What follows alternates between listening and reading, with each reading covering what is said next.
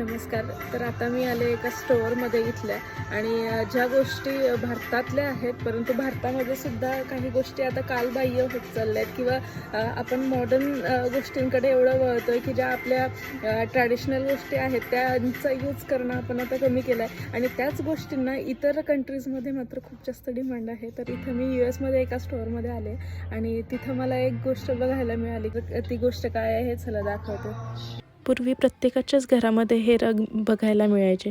वापरून वापरून जुन्या झालेल्या साड्या आई द्यायची आणि त्याच्या बदल्यात मग हे रग विणून मिळायचे.